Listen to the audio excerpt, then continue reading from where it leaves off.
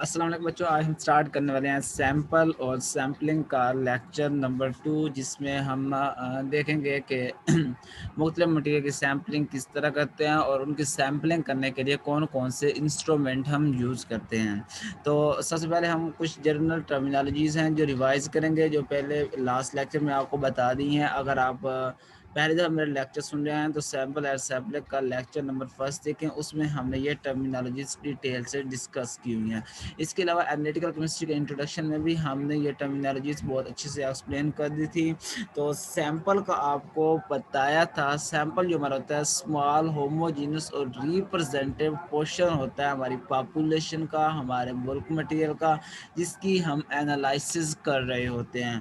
और जो एनालाइट होता है, एनालाइट वो सब्सटेंस होता है जिसकी एक्चुअल हमने एनालिसिस करनी होती है। मतलब हमारे पास सोडियम क्लोराइड का सॉल्यूशन है, उसका एक हमारे पास सैंपल है, तो हमने करना है उस सैंपल में से, उस सॉल्यूशन में से सोडियम की डिटेक्शन करनी है। तो जो सोडियम हमारे पास है वो हमारा एनालाइट है, और बाकी जो रिप्रेजेंटेटिव पोर्शन है, बाकी जो सैंपल का रिमेनिंग पोर्शन है, वो है मैट्रिक्स। मैट्रिक्स और एनालाइट दोनों मिलकर बना रहे होते हैं सैंपल। तो एनालाइट टिपिकल केमिकल स्पीशीज होती है सैंपल में, जिसको हमने मेजर करना होता है, जिसको हमने स्टडी करना होता है, जिसको हमने करना होता है एनालाइज करना होता है। और मैट्रिक्स होता है जो रेस्ट ऑफ पोर्शन होता है, जो रिमेनिंग पोर्शन होता है, जो बाकी पोर्शन होता है हमारे सैंपल का एनालाइट के बगैर, उसको हम कहते हैं मैट्रिक्स। और इन्फ्लुएंसेस क्या होती हैं? इन्फ्लुएंस ऐसी स्पीशीज होती है, इंटरफेरेंस ऐसी स्पीशीज होती है जो अनइंटेंशनली या इंटेंशनली हमसे सैम्पलिंग के दौरान, हमारे सैंपल के अंदर, हमारे एनालिसिस के दौरान इंटर हो जाती है, और क्या करती है, हमारी एनालिसिस के मेजरमेंट के दौरान डिफ़िकल्टीज प्रोड्यूस करती है, एरर काज करती है। तो influence is a species that cause an error in an analysis by enhancing or attenuating, making smaller the quantity being measured. जो हम क्वांटिटी मैयर कर देते हैं उसको स्मॉल कर देते हैं, उसमें एरर काज कर देते हैं, जो हमसे अनइंटेंशनली इंटर हो जाता है, उसको हम कहते हैं इंटरफेरेंस। इसकी मैं आपको एग्जांपल दे देता हूँ। आप किसी भी पॉपुलेशन की एनालिसिस कर रहे हैं, तो मैं आपको कहता हूँ ये फ़लाँ इलाका है, इसके लोगों का ना आपने मुझे करैक्टरिस्टिक्स बतानी है, तो आप वहाँ की सैम्पलिंग कर रहे हो, तो वो आपको तो वो इलाका दे दिया गया है ना, वो तो आपकी पॉपुलेशन थी। अब आपने सैंपल सिलेक्ट कर रहे हो, मे बी वहाँ पर एक मेहमान आया हुआ हो, तो आपने सैम्पलिंग के दौरान उस मेहमान को भी सिलेक्ट करिए, हालांकि वो किसी और इलाके से बिलोंग करता है, तो वो क्या है, इंटरफेरेंसेज है। अगर आप उसकी करैक्टरिस्टिक की मुराकब वहाँ की पॉपुलेशन की करैक्टरिस्टिक्स बयान करोगे, तो ये क्या होगा, इंटरफेरेंस होगा, और वो आपकी जो इन्फ्लुएंसेस आ रही होंगी, आपकी कैलकुलेशन आ रही होंगी, मेजरमेंट आ रही होंगी, उसमें क्या कर रहा होगा, एरर काज कर रहा होगा। तो interferences must be eliminated if you want good results, good precision and good accuracy. ये पहले भी हमने ये टर्म पढ़ ली हैं, तो इस वजह से मैं इनको थोड़ा थोड़ा एक्सप्लेन करूँगा। हाँ जी, एनालिसिस क्या होता है? एनालिसिस एक ऐसा प्रोसेस होता है जो हमें केमिकल या फिजिकल इंफॉर्मेशन प्रोवाइड करता है सैंपल के कंस्टिट्यूएंट के बारे में। मतलब सैंपल किन किन चीज़ों से मिलकर बना है, उनकी केमिकल प्रॉपर्टीज़ क्या हैं, उनकी फिजिकल प्रॉपर्टीज़ क्या हैं, उसकी स्ट्रक्चर क्या है, ये हमें एनालिसिस के प्रोसेस से पता चलता है। तो आपको क्लियर होना चाहिए, एनालिसिस एक ऐसा प्रोसेस होता है जो हमें केमिकल या फिजिकल इंफॉर्मेशन प्रोवाइड करता है जो सैंपल के कंस्टिट्यूएंट होते हैं उनके बारे में। और डिटर्मिनेशन क्या होती है? डिटर्मिनेशन एक एनालिसिस होता है सैंपल की आइडेंटिटी फाइंड करने के लिए, कंसंट्रेशन फाइंड करने के लिए, और उसकी प्रॉपर्टीज़ के बारे में जानने के लिए। एनालाइट की प्रॉपर्टीज़ के बारे में जानना, उसकी कंसंट्रेशन फाउंड करना और उसकी आइडेंटिटी फाउंड करना, वो हमारा होता है डिटर्मिनेशन। और मेजरमेंट क्या होती है? मेजरमेंट फर्दर डिटर्मिनेशन होती है। एनालिसिस क्या होती है? एनालिसिस एक प्रोसेस होता है जो केमिकल या फिजिकल इंफॉर्मेशन प्रोवाइड करता है, और डिटर्मिनेशन एनालिसिस ही होती है एक तरह की जो आइडेंटिटी, कंसंट्रेशन या प्रॉपर्टीज एनालाइट के बारे में बता रही होती है। और मेजरमेंट फर्दर डिटर्मिनेशन होती है एनालाइट की केमिकल या फिजिकल प्रॉपर्टीज की जो डिटर्मिनेशन होती है उसको हम कहते हैं मेजरमेंट। अब जो सैंपल्स होते हैं वो एनालाइज होते हैं, और जो हमारे कंस्टिट्यूएंट या कंसंट्रेशन होते हैं उनको हम डिटरमाइन कर रहे होते हैं। तो मेजरमेंट क्या होती है? हमारा कुछ समझ मेजरमेंट क्या होती है? ये हमारा सैंपल तो हो गया, सैंपल हो गया, इनको हमने एनालाइज कर लिया, मतलब सैंपल की एनालिसिस होती है, ठीक है। डिटर्मिनेशन हो गई, हमने मसलन मेरे पास सैंपल है सोडियम क्लोराइड का सोल्यूशन, कोई एग्जांपल ले रहा हूँ, उसके ऊपर मैं मुख्तलिफ तरह के टेस्ट परफॉर्म कर रहा हूँ उसके अंदर सोडियम की कंसंट्रेशन फाउंड करने के लिए। वो जो मैं उसके ऊपर टेस्ट परफॉर्म कर रहा हूँ, जो उसकी मैयर उसको मैं किसी प्रोसेस के थ्रू गुजार रहा हूँ, किस टेक्निक के थ्रू गुजार रहा हूँ, उसके बारे में जानने की कोशिश कर रहा हूँ, वो मेरी क्या है? एनालिसिस है, ठीक है। और अब मैंने उसके अंदर फाउंड कर लिया, डिटेक्ट कर लिया कि भाई इसके अंदर सोडियम मौजूद है, ठीक है। तो जो सोडियम को मैंने फाउंड किया वो मेरी है डिटर्मिनेशन, ठीक है। अब मैंने फाउंड किया सोडियम की कितनी क्वांटिटी मौजूद है, 10 ग्राम मौजूद है सोडियम। अगर 10 ग्राम मौजूद है, वो सोडियम जो मौजूद है उसका ऑर्डर किया है, उसका कलर किया है, और मैंने उसको किसकी बिहाफ पे मैयर किया, तो वो मेरी है मेजरमेंट। अब जो सैंपल होते हैं वो एनालाइज होते हैं, कंस्टिट्यूएंट जो कंसंट्रेशंस होती हैं वो डिटरमाइन होती हैं, और जो उनकी आइडेंटिटी या केमिकल या फिजिकल प्रॉपर्टीज होती हैं वो मैयर होती हैं। नेक्स्ट है टेक्निक। टेक्निक क्या होती है? ये एक प्रिंसिपल होता है, केमिकल भी हो सकता है, फिजिकल भी हो सकता है, जो सैंपल को एनालाइज करने के लिए हम यूज करते हैं। मसलन graphite furnace, atomic absorption spectroscopy, ये एक टेक्निक है, एक प्रिंसिपल है। और मेथड क्या होता है? मेथड होता है एक ऐसा तरीकाकार जिसके थ्रू हम एनालाइट को गुजार रहे होते हैं। मसलन हम अपने लेड को वाटर के अंदर ट्रीट कर रहे हैं, लेड को सॉइल के अंदर ट्रीट कर रहे हैं, लेड को ब्लड के अंदर ट्रीट कर रहे हैं, तो ये हमारा है मेथड। और प्रोसीजर क्या होता है? ये रिटन डायरेक्शंस होती हैं, स्टेप बाय स्टेप डायरेक्शंस होती है जिनके थ्रू हम एनालाइट को पास आउट कर रहे होते हैं। मसलन ये दो प्रोसीजर हैं, APH ACTM। और प्रोटोकॉल क्या होता है? प्रोटोकॉल सेट ऑफ स्ट्रिंगटन स्टेट यानी कि रिटर्न गाइडलाइंस होती हैं जो हमारे प्रोसीजर को डिटेलिंगली बता रही होती हैं। तकनीक केमिकल या फिजिकल प्रिंसिपल होता है जो सैंपल को एनालाइज करने के लिए हम इस्तेमाल करते हैं। और जो मेथड होता है, मेथड एक स्पेसिफिक एनालाइट उसको एक स्पेसिफिक एनालाइट को मैट्रिक्स के अंदर मालूम करने के लिए जिस तरीके से हम गुजार रहे होते हैं, जो मेथड हम फॉलो कर रहे होते हैं उसको हम कहते हैं मेथड। और प्रोसीजर रिटन डायरेक्शंस होते हैं, गाइडलाइंस होती हैं, पॉइंट्स होते हैं जिन वो स्टेप बाय स्टेप हम अपने सैंपल को गुजार रहे होते हैं जिस प्रोसीजर के तहत। और प्रोटोकॉल जो होता है ये स्ट्रिक्टन रिटन गाइडलाइंस होती हैं जो प्रोसीजर को डिटेल कर रही होती हैं, जिनमें हमारे पास कुछ क्वेश्चंस आ जाती हैं अ, जो हमारे प्रोसीजर में हमें बताती हैं कि इस पॉइंट को इस्तेमाल करना है, इसको नहीं करना, तो ये हमारे पास होते हैं प्रोटोकॉल। तो नेक्स्ट मैं इनकी एग्जांपल बयान कर रहा हूँ तो उससे आपको इसकी थोड़ी और ज़्यादा समझ आ जाएगी। टेक्निक की मसलन एग्जांपल है रिग्रेशन एनालाइज है, ये मुख्तलिफ वेरिएबल्स के दरमियान रिलेशनशिप के बारे में हम बनाती है। उसके बाद मोंटी कार्लो सिमुलेशन है, ये भी एक टेक्निक है, ये मॉडल्स जनरेट करती है possible outcomes and their probability distributions के बारे में। मतलब जो हम मोंटो कार्लो सिमुलेशन में इस तरह होता है, जो हम एनालिसिस परफॉर्म कर रहे हैं उसकी आउटकम क्या आ सकती है और उसकी प्रोबेबिलिटी क्या-क्या हो सकती है, मतलब उसका रिज़ल्ट क्या-क्या होती है, इससे मतलब मोंटे कार्लो सिमुलेशन से। और फैक्टर एनालिसिस ये भी एक टेक्नीक है, ये क्या करने के लिए इस्तेमाल होती है, used to reduce a large number of variable to smaller number of factor. मतलब काफ़ी ज़्यादा वेरिएबल्स को एक छोटी-छोटी वेरिएबल में कन्वर्ट करने के लिए हम फैक्टर एनालिसिस का इस्तेमाल करते हैं। कोहॉर्ट एनालिसिस इस तरह ये भी एक टेक्नीक है। ये डेटा को टेक करती है from a given data set and rather than looking at all the user at one unit it break them into a related groups for analysis. ये क्या करती है, डेटा सेट को लेती है, इसकी बजाय कि एक-एक डाटा को ये अलग-अलग से देखे, ये क्या करती है, डाटा को डिवाइड कर देती है ग्रुप्स में, और ग्रुप्स की क्या करती है, एनालिसिस करती है, कोहॉर्ट एनालिसिस। और क्लस्टर एनालिसिस क्या होती है, ये मुकम्मल जो हमारे पास डाटा होता है उसको अ, एक साथ ही देख लेती है। मसलन डेटा सेट जो है हमारे पास मौजूद है, वहीं पर ये क्या करती है, उसकी आइडेंटिटी कर लेती है। और टाइम सीरीज एनालिसिस ये भी एक टेक्निक है, ये ट्रेंड्स और साइकिल जो आइडेंटिफाई करती है उनको टाइम के लिहाज से करती है।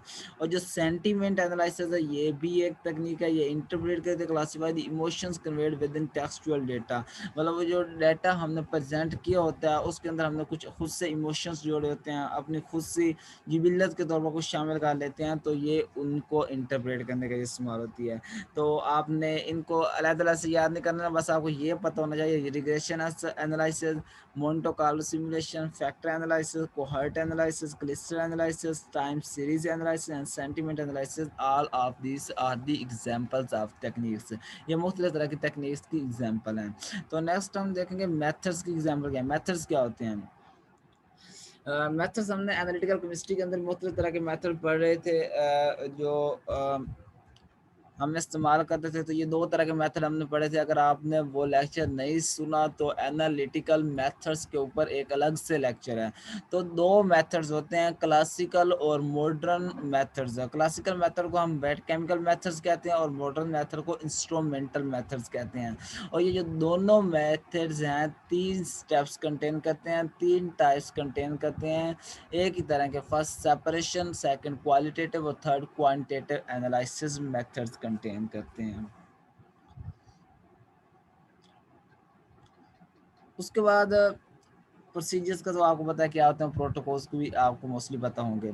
उसके बाद है ऑब्जेक्टिव रिसर्च सैंपल्स। ये कुछ सैंपल्स हैं, सैंपल्स की टाइप हैं, हम सैम्पलिंग किस किस तरह के सैंपल इस्तेमाल करते हैं। तो सबसे पहले तो ऑफिशियल सैंपल्स होते हैं। ऑफिशियल सैंपल्स क्या होते हैं, लीगल रिक्वायरमेंट के लिए, मतलब हम किसी अ,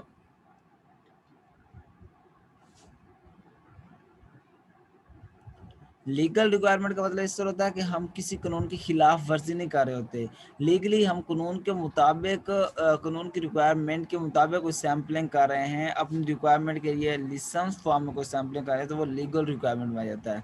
और जो लेबर स्पेसिफिकेशंस होती हैं, कुछ सैंपल ऐसे हैं जिनको लेबल किया होता है, उनको हम मॉनिटर कर रहे हैं। उसके बाद सर्टिफिकेशन एंड स्टैंडर्डाइजेशन ये आ जाता है ऑफिशियल सैंपल्स की। ये कैरेक्टरिस्टिक्स हैं। जो ऑफिशियल सैंपल्स होते हैं ये लीगल रिक्वायरमेंट के ऊपर बेस करते हैं। जो ऑफिस वगैरह में सैंपल्स किए जाते हैं, मसलन हमारी इंडस्ट्रीज वगैरह में जो सैंपल्स किए जाते हैं वो ऑफिशियल सैंपल्स होते हैं। इनको हम लीगल रिक्वायरमेंट के इस्तेमाल करते हैं। इनकी दो सेकंड प्रॉपर्टी है, ये मॉनिटर का लेबल, मतलब जो लेबल स्पेसिफिकेशन होती है उनको से मॉनिटर करना होता है। हमें सैंपल्स को लेबल करके दे दिया जाता है और हम बता दिया जाता है बस आपने इसकी सैम्पलिंग करनी है, इसकी एनालिसिस करनी है। और उसके अलावा इनको सर्टिफिकेट भी होते हैं और कोई स्टैंडर्डाइजेशन भी हमें दी जाती हैं। उसके बाद रॉ मटेरियल सैंपल्स क्या होती हैं, इसमें रॉ मटेरियल होता है, Monitoring of raw material at a time of acceptance using for manufacturing process by industries। मसलन किसी इंडस्ट्री के अंदर सीमेंट की सैंपलिंग हो रही है तो वो हमारे कौन से सैंपल होंगे, रॉ मटेरियल सैंपल होंगे। उसके बाद है process control sample to ensure the quality of manufacturing process that will control the quality of products. इनकी एग्जांपल मैं नेक्स्ट आपको बताता हूँ, बस आपने अभी ये इनकी प्रॉपर्टीज याद रखनी है, आगे अलग-अलग इनकी मैंने एग्जांपल भी बताई हुई हैं। तो ये प्रोसेस कंट्रोल सैंपल होते हैं, ऐसे सैंपल्स होते हैं जो मैन्युफैक्चर, हमारे पास चीज़ें और थिंग्स मैन्युफैक्चर हो रही होती हैं, उनकी क्वालिटी को इंश्योर करते हैं और उनके जो प्रोडक्ट्स की क्वांटिटी होती है उनको कंट्रोल कर रहे होते हैं। तो ये जो सैंपल्स होते हैं जो किसी भी प्रोडक्ट की क्वालिटी को इंश्योर करते हैं, उसकी क्वांटिटी को डिटरमाइन कर रहे होते हैं, इनको हम कहते हैं प्रोसेस कंट्रोल सैंपल।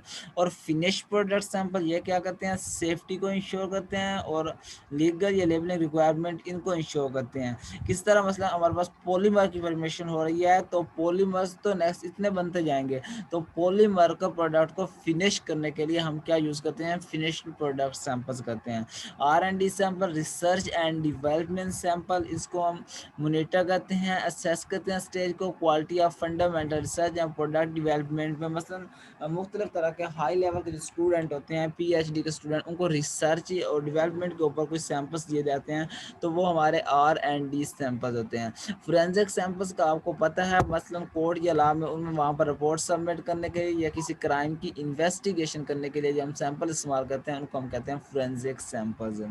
तो ऑफिशियल सैंपल मोस्टली हमारे ऑफिस वगैरह में कोई छोटे वगैरह इस तरह के सैंपल, स्मॉल टाइप सैंपल्स होते हैं, उनको हम यूज़ करते हैं। रॉ मटेरियल सैंपल, सीमेंट वगैरह की मैन्युफैक्चरिंग करने के लिए जो हम सैंपल इस्तेमाल करते हैं, रॉ मटेरियल सैंपल होते हैं। प्रोसेस कंट्रोल सैंपल ऐसे सैंपल होते हैं जो किसी वो उनका जो प्रोसेस होता है काफ़ी लेंथी होता है, तो हम वो सैंपल यूज़ करते हैं या सैंपल की स्मॉल क्वांटिटी में यूज़ करते हैं, ताकि वो जो प्रोसेस हम कर रहे हैं उसको भी कंट्रोल कर पाएँ, मतलब कम कंसनट्रेशन में हम सैंपल इस्तेमाल करेंगे। और जो फिनिश्ड प्रोडक्ट सैंपल होते हैं, ऐसे सैंपल्स होते हैं जो सेफ्टी को भी इंश्योर करते हैं और लीगल और लेबर रिक्वायरमेंट को भी इंश्योर करते हैं और एक ख़ास क्वांटिटी के अंदर प्रोडक्ट बनाते हैं। और R और D जो सैंपल्स होते हैं, ये रिसर्च और डेवलपमेंट होते हैं, हाई लेवल के स्टूडेंट मोस्टली से इस्तेमाल करते हैं, मतलब यूनिवर्सिटीज़ के प्रोफेसर वगैरह भी R&D सैंपल्स को सिलेक्ट करते हैं। और जो फोरेंसिक सैंपल्स होते हैं, ये आपको पता है, कोई रिपोर्ट्स अगर आपने कोर्ट में सबमिट करनी है या किसी क्राइम की इन्वेस्टिगेशन करनी है, तो आपको फोरेंसिक सैंपल यूज़ करने पड़ेंगे। अब हम इन हर सैंपल्स के अलग-अलग से एग्जांपल देखेंगे, तो आर्टिफिशियल सैंपल्स क्या होते हैं, मसलन कमर्शियल फर्टिलाइज़र जो है उनकी सैंपलिंग करने के लिए हम आर्टिफिशियल सैंपल यूज़ करते हैं। सॉइल कंडीशनर जो है उसकी सैंपलिंग करने के लिए हम आर्टिफिशियल सैंपल यूज़ करते हैं। प्लांट अमेंडमेंट है, प्लांट की सैंपलिंग करने के लिए, प्लांट के अंदर मुख्तलिफ मिनरल्स की सैंपलिंग करने के लिए, मटीरियल की सैंपलिंग करने के लिए हम प्लांट अमेंडमेंट सैंपल यूज़ करते हैं, आर्टिफिशियल सैंपल यूज़ करते हैं। उसका कंपोस्ट और मैन्योर, गोबर वगैरह की सैंपलिंग करने के लिए भी हम ऑफिशियल सैंपल्स ही यूज़ करते हैं। That is taken and decide as an official sample by the department की तरफ से, इनको ऑफिशियल सैंपल का नाम दिया जाता है। मसलन कमर्शियल फर्टिलाइज़र वगैरह, सॉइल कंडीशनर, प्लांट अमेंडमेंट या कंपोस्ट और मैन्योर, ये क्या है, ऑफिशियल सैंपल्स हैं। नेक्स्ट है raw material sample. Raw material samples कौन कौन से होते हैं, मसलन स्टील के सैंपल्स, ऑयल के सैंपल्स, कॉर्न के सैंपल्स, ग्रीन के सैंपल, गैसोलीन के सैंपल्स, लंबर्स के सैंपल, फ्रेश रिसोर्सेज के सैंपल्स, प्लास्टिक के सैंपल्स, नेचुरल गैस के सैंपल्स, कोल और मिनरल के सैंपल, ये जो सारे सैंपल्स होते हैं ये रॉ मटेरियल सैंपल्स होते हैं। तो नेक्स्ट हम देखेंगे प्रोसेस कंट्रोल सैंपल्स कौन से होते हैं। Process control is the ability to monitor and adjust a process to give a desire output. हमने प्रोसेस कंट्रोल सैंपल वहाँ पर यूज़ करते हैं, बस हम यहाँ पर जो डिज़ायर हमसे एक्सपेक्ट की गई है, जो हमें सौंपी गई है, सिर्फ डिज़ायर्ड आउटपुट जो नेक्स्ट वाला बंदा हमसे चाहता है, सिर्फ हम उतनी आउटपुट देते हैं, तो वहाँ पर हम यूज़ करते हैं प्रोसेस कंट्रोल सैंपल की। इसकी एग्जांपल है सिंपल प्रोसेस, मतलब जो एक सिंपल प्रोसेस है जो एक टेम्परेचर से कंट्रोल किया जाता है, मसलन रूम टेम्परेचर के ऊपर, मसलन हीटर या थर्मोस्टेट को हम यूज़ करते हैं, तो ये इसकी एग्जांपल है प्रोसेस कंट्रोल सैंपल्स की। मतलब हम कोई सैम्पलिंग कर रहे हैं तो वहाँ पर हमें टेम्परेचर को मेंटेन करना है, तो टेम्परेचर को मेंटेन करने के लिए हम हीटर वगैरह यूज़ कर लेते हैं या थर्मोस्टेट को यूज़ कर लेते हैं, तो वो जो सैम्पलिंग हम कर रहे होते हैं प्रोसेस कंट्रोल सैम्पलिंग कर रहे होते हैं। और जो प्रोसेस कंट्रोल सैम्पलिंग है as integral part of modern food processing industries है। मसलन कोई फूड्स वगैरह होती हैं वो एक टेम्परेचर के ऊपर ही अपनी जो कंसंट्रेशन है या मेंटेन कर पाती हैं या अपनी वैलिडिटी मेन कर पाती हैं। कुछ फूड्स होती हैं जो टेम्परेचर कम या ज़्यादा होने की वजह से ख़राब हो जाती हैं, तो जब हम फूड की सैम्पलिंग कर रहे होते हैं तो तब हम प्रोसेस कंट्रोल सैम्पलिंग कर रहे होते हैं। तब हमें कोई टेम्परेचर, उसका एक पहले हमें टेम्परेचर मेंटेन करना पड़ता है, उसके बाद हम फूड वगैरह की सैम्पलिंग करते हैं, तो ये प्रोसेस कंट्रोल सैंपल्स में आता है। उसके बाद finish product sample. Finish product is defined as the medicinal product that has undergone all stages of the production including packaging in its final container. जो दवाइयाँ होती हैं वो यहाँ से बनना स्टार्ट होती हैं और यहाँ तक के मार्केट तक सप्लाई होती हैं।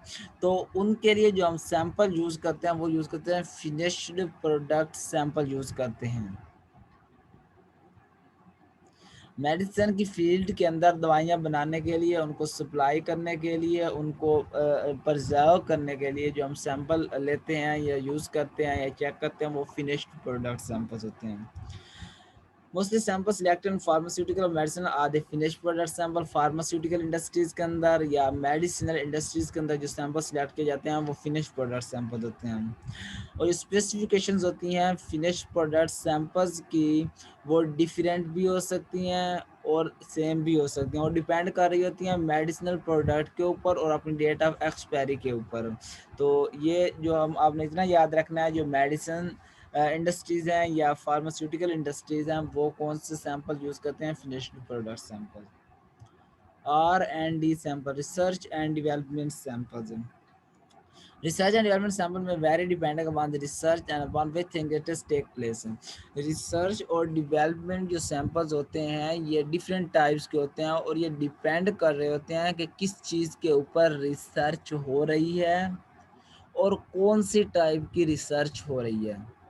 और जो आर और डी सैंपल्स होते हैं ये डिफरेंट टाइप्स के होते हैं। Mostly sample use scientific lab के अंदर यूज़ किए जाते हैं या कोई बंदा पर्सनल तौर पर अपने पर्सनल लैब में सैम्पलिंग कर रहा है तो वो R and D sample select कर रहा है। साइंटिफिक लैब के अंदर या कोई पर्सनली जो बंदा सैम्पलिंग कर रहा है तो वो आर एंड डी सैंपल्स होते हैं। अब फोरेंसिक सैंपल्स का तो आपको पता है, the definition of forensic is something that is usual in the court of law.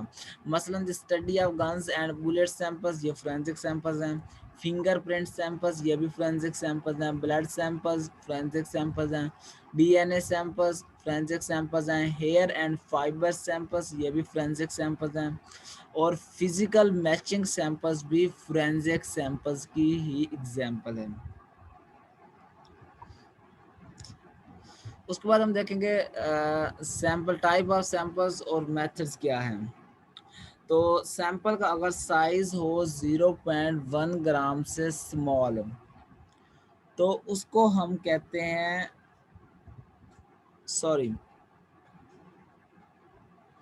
अगर ये 0.1 ग्राम से हो ग्रेटर देन सैंपल का साइज, ठीक है, उस सैम्पलिंग को, उसके जो हम टाइप ऑफ एनालिसिस परफॉर्म करते हैं उसको हम कहते हैं मैक्रो एनालिसिस।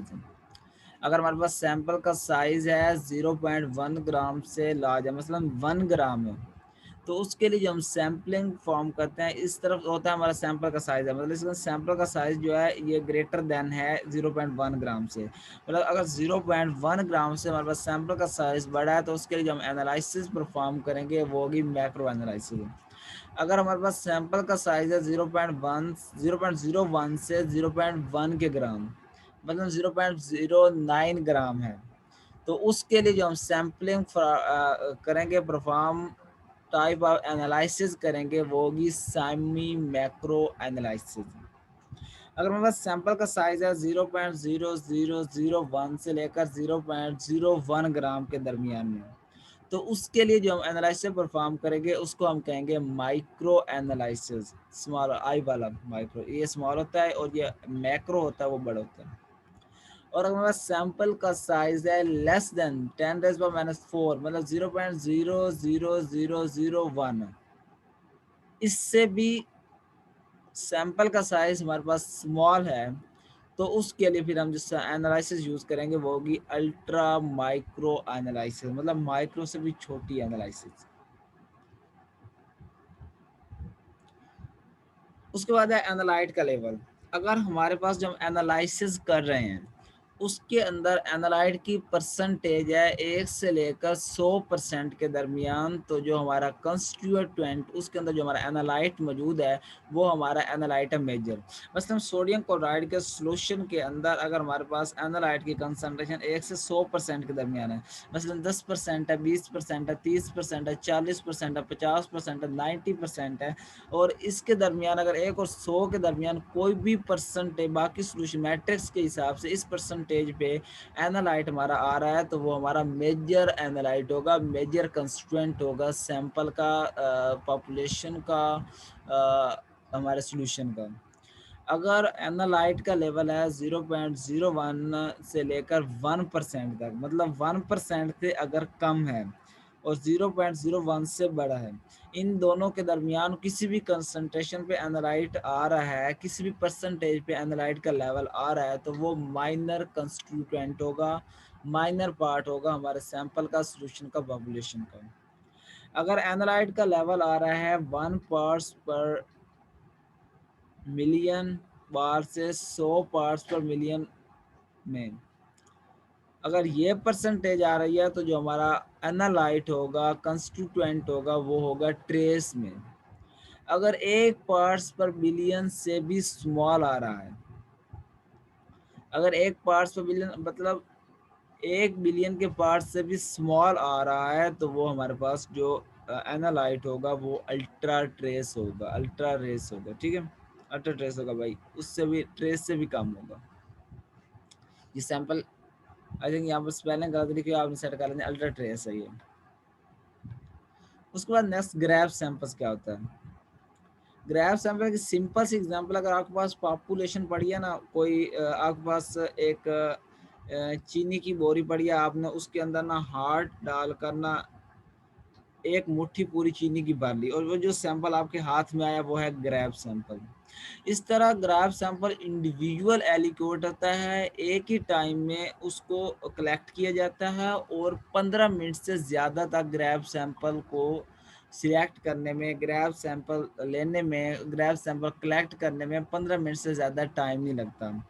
मसलन आप एक बाल्टी है पानी की, ठीक है, उसके अंदर से आपने सैंपल कलेक्ट करना है पानी का, तो आपने सिंपली एक कप उसके अंदर डाला और वहाँ से जो सैंपल सिलेक्ट किया एक कप पानी का, वो है ग्रैब सैंपल। उसके बाद है कंपोजिट सैंपल। कंपोजिट सैंपल क्या होते हैं?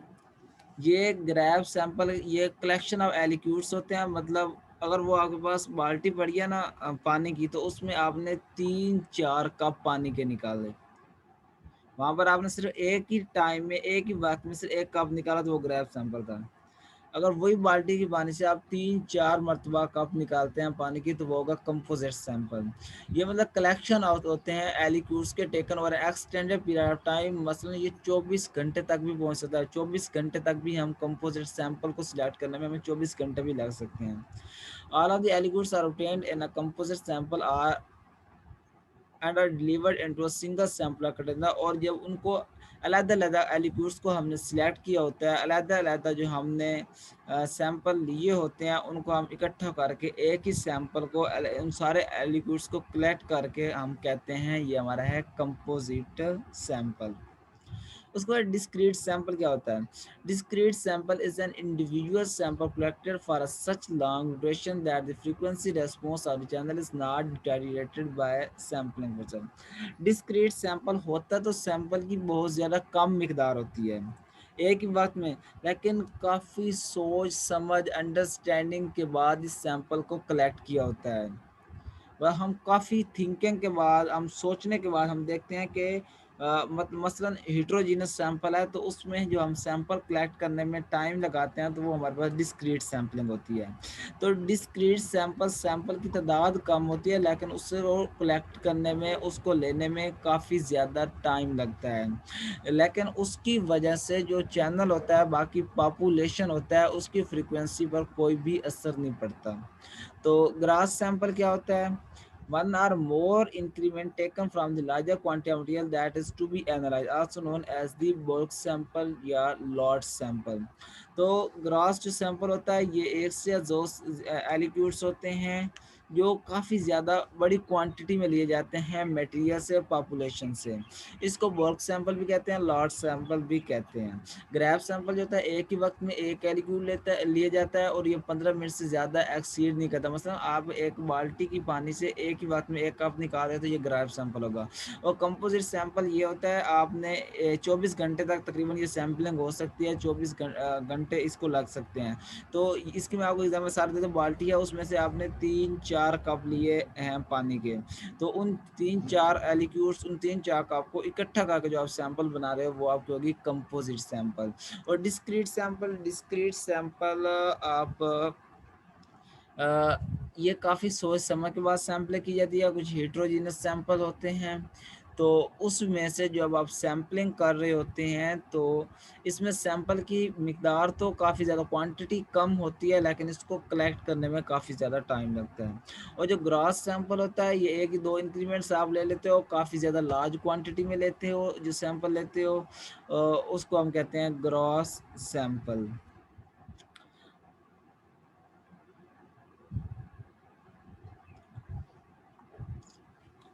अब gross sample consist of several portions of the material to be tested. Gross sample के अंदर काफ़ी ज़्यादा पोर्शंस होते हैं मटेरियल के अंदर, जिनको टेस्ट करना पड़ता है। उसके बाद जो लेबोरेटरी सैंपल होता है, ये सिर्फ स्मॉल पोर्शन कंटेन करता है ग्रास सैंपल का मेड होमोजीनियस। मतलब ये ग्रास सैंपल के अंदर जो पोर्शन होते हैं, इसका हर पोर्शन हमारे पास लेबोरेटरी सैंपल होता है, और जो इस ग्रॉस सैंपल का एक पोर्शन होता है, उसको हम कहते हैं लेबोरेटरी सैंपल। और जब इस ग्रास सैंपल के एक पोर्शन को होमोजीनस कर लिया जाए, उसको हम एनालाइज कर रहे हो, तो उसको हम कहते हैं लेबोरेटरी सैंपल। और लेबोरेटरी सैंपल में से वो सैंपल जिसको हम एक्चुअली एनालाइज कर रहे हैं, या जिसको वाकई एनालाइज किया जाना है, वो होता है एनालिटिकल सैंपल। जो कंपोजिशन होती है ग्रॉस सैंपल की और लेबोरेटरी सैंपल की, इनकी तकरीबन मिलती जुलती है, और जो एवरेज कंपोजिशन होती है total mass of material to be analyse, उसको एनालाइज किया जाता है। ठीक है, and the average composition of the total mass of the material, और इनका जो एवरेज होता है उसको एक्चुअली एनालाइज किया जाता है। हमारे पास बॉल का मटेरियल होता है, यहाँ पर पॉपुलेशन होती है, पॉपुलेशन में से हम ग्रास सैंपल लेते हैं। जो ग्रास सैंपल होता है, ये चंद ग्राम से लेकर केजी तक हो सकता है, और इसमें से हम निकालते हैं लेबोरेटरी सैंपल। जो लेबोरेटरी सैंपल होता है, ये सिर्फ चंद 1 ग्राम होता है, और लेबोरेटरी सैंपल से फिर हम निकालते हैं एनालिटिकल सैंपल। ये 1 ड्रॉप हो सकता है, चंद मिलीग्राम हो सकता है, या चंद मिलीलीटर तक हो सकता है।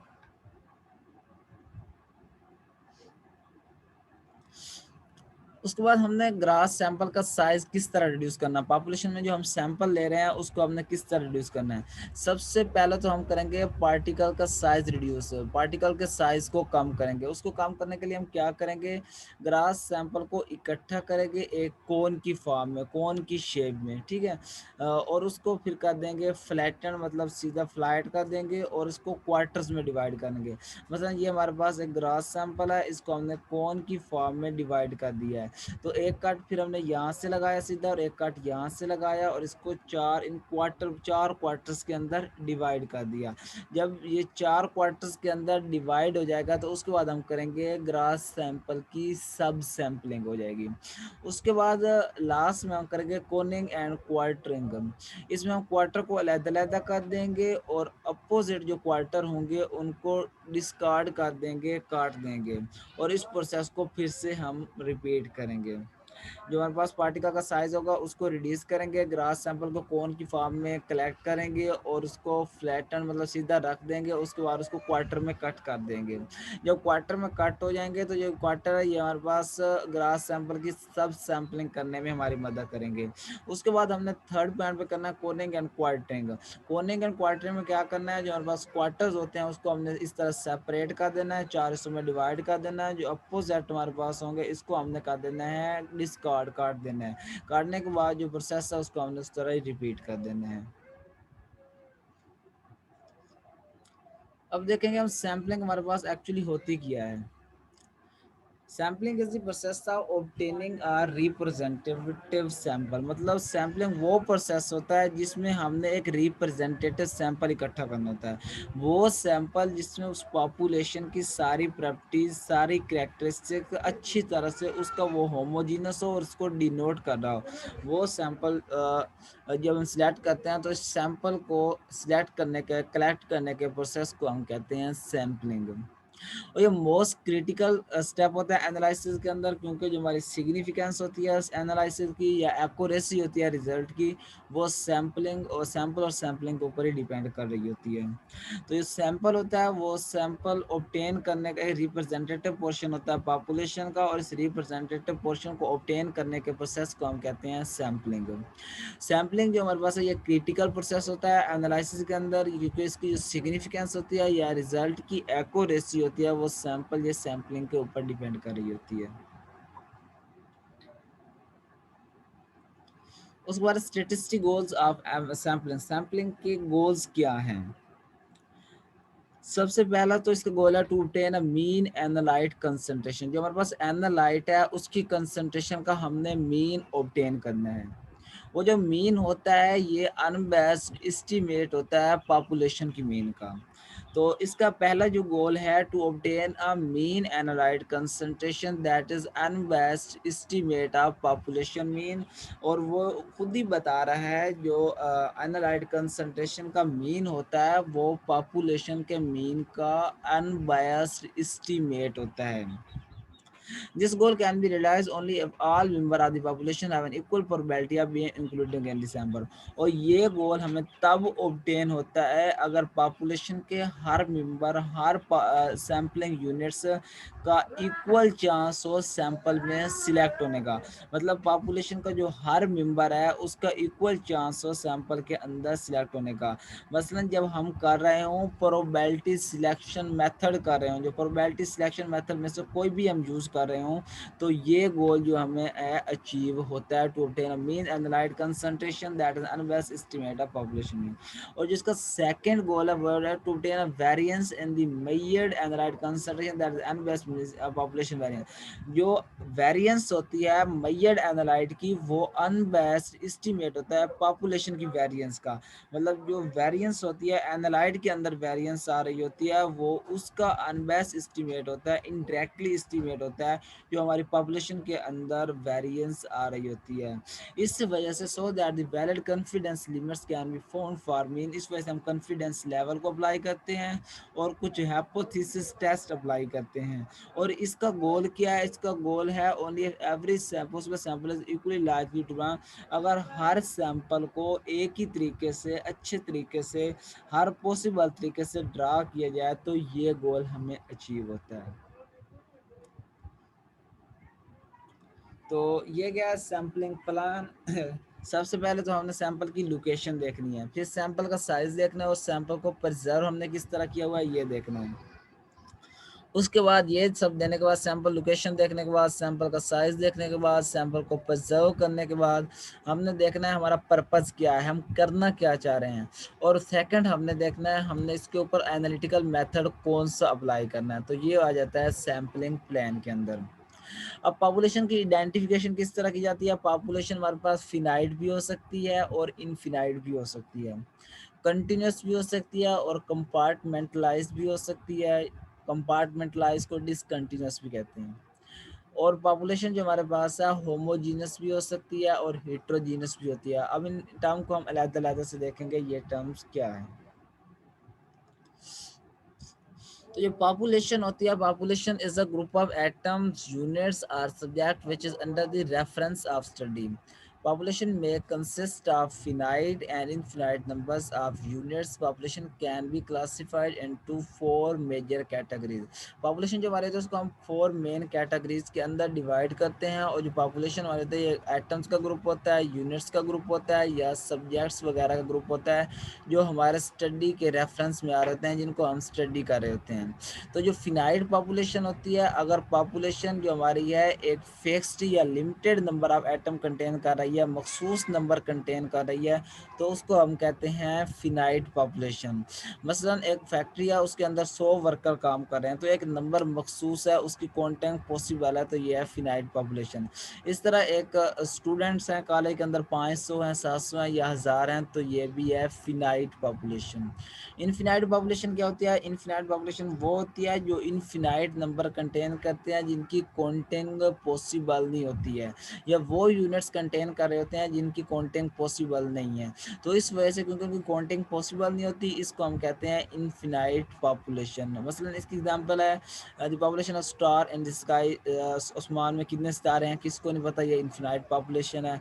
इस तरह एक तालाब के अंदर कितना पानी है ये भी किसको नहीं पता, ये इनफिनाइट पॉपुलेशन है। अब रियल पॉपुलेशन क्या होती है, population consisting of the items which are all present physically is termed as real population. मतलब जो हमारी पॉपुलेशन है उसके अंदर जो ऑल एटम्स हैं, ऑल यूनिट्स है, अगर वो फिजिकल प्रेजेंट हैं जिनको हम छू सकते हैं, तो वो जो पॉपुलेशन है उसको हम कहते हैं रियल पॉपुलेशन। मसलन इसकी एग्जांपल है no of court case in a day, no of snake bite patients number of court case in a day, मतलब एक कोर्ट के अंदर दिन में कितने केस आ रहे हैं, ये हमारी रियल पॉपुलेशन है। इस तरह वह एक हॉस्पिटल के अंदर जो स्नेक के काटने की वजह से, सांप के काटने की वजह से कितने मरीज एक दिन के अंदर एडमिट हो रहे हैं, ये भी हमारी रियल पॉपुलेशन है। उसके बाद हाइपोथेटिकल पॉपुलेशन क्या होती है? Population consisting of the results of repeated trial is named as hypothetical population. वो पॉपुलेशन जो रिजल्ट कंटेन करती है इस तरह के, जिनको बार बार टेस्ट किया गया हो, जिनके बार बार ट्रियल्स किया गया हो, जिनको बार बार टेस्ट सप्लाई किया गया हो, उस पॉपुलेशन को हम कहते हैं हाइपोथेटिकल पॉपुलेशन। मसलन द टॉसिंग ऑफ क्वीन, सिक्के को बार बार उछालने की वजह से जो रिजल्ट आ रहे हैं वो हाइपोथेटिकल पॉपुलेशन है। Ruling of dice again and again, bar bar dice को रोल करने से जो रिजल्ट आ रहा है वो हमारे पास है हाइपोथेटिकल पॉपुलेशन।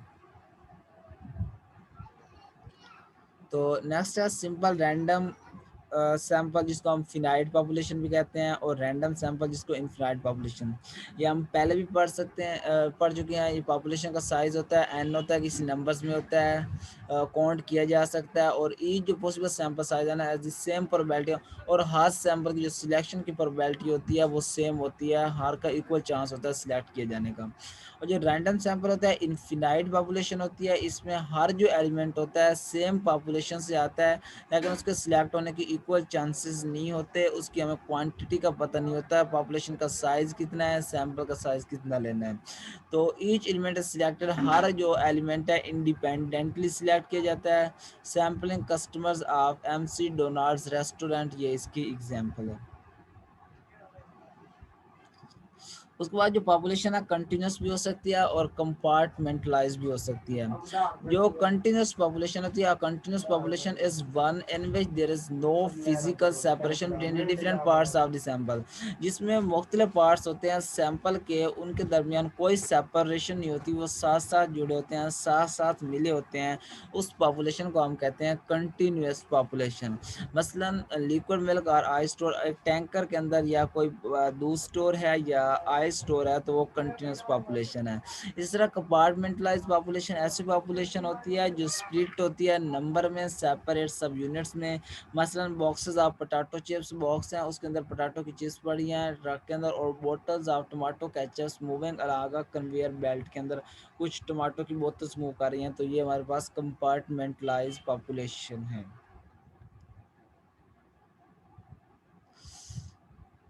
और एक टर्म हम पढ़े थे होमोजीनस मटेरियल्स और हेट्रोजीनस मटेरियल्स। होमोजीनस पॉपुलेशन कौन सी होती है? इट इज द मटेरियल में the components that make up a uniformly distributed through out the mixture, मतलब जो उस पॉपुलेशन के अंदर सारे मटेरियल प्रेजेंट हैं वो एक जैसे हैं, कोई डिफरेंट नहीं है, इक्वली डिस्ट्रीब्यूटेड हैं। उस मटेरियल्स को, उस सैंपल को, उस पॉपुलेशन को हम होमोजीनस कहेंगे। A graph sample is often okay. For instance, in clinical lab, graph sample can be analyzed directly. अगर होमोजीनस सैम्पलिंग हमारे पास हो, होमोजीनस मटेरियल्स हो, होमोजीनस पॉपुलेशन हो, तो उसके लिए हम जो सैम्पलिंग करते हैं वो ग्रैब सैम्पलिंग करते हैं।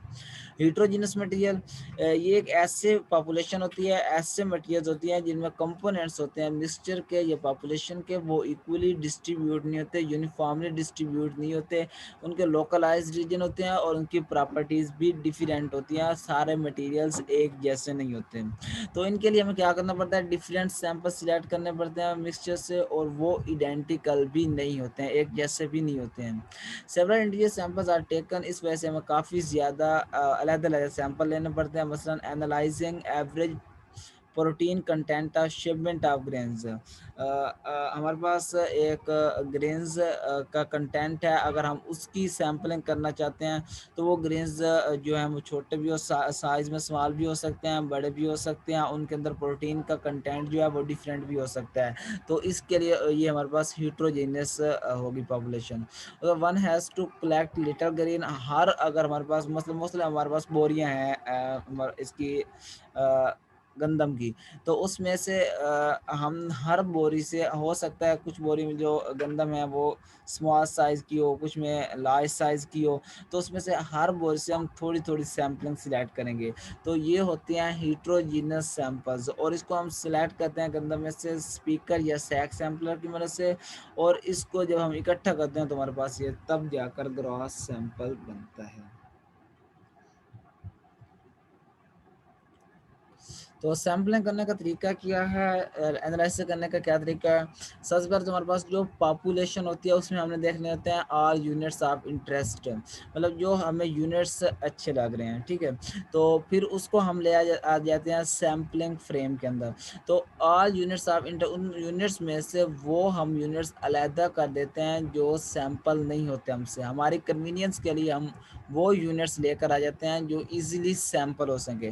तो सैम्पलिंग फ्रेम के अंदर वो यूनिट्स होंगे जो सैंपल किए जा सकते हैं। अब नेक्स्ट हम आएंगे ग्रॉस सैंपल। तो जब हम ग्रॉस सैंपल में आएंगे तो हमारे पास वो यूनिट्स होंगे जो हमसे सैंपल हो गए, जो हमसे सैंपल नहीं हुए यहाँ से हम फिर इनको सेपरेट कर देंगे। और लास्ट में नेट सैंपल में हमारे पास वो यूनिट्स आएंगे जो यूजफुल डेटा प्रोवाइड कर रहे हैं, कोई रिजल्ट प्रोवाइड कर रहे हैं। और यहाँ पर फिर ग्रास सैंपल में से हम वो यूनिट सेपरेट कर देंगे जो कोई यूजफुल डेटा प्रोवाइड नहीं करे।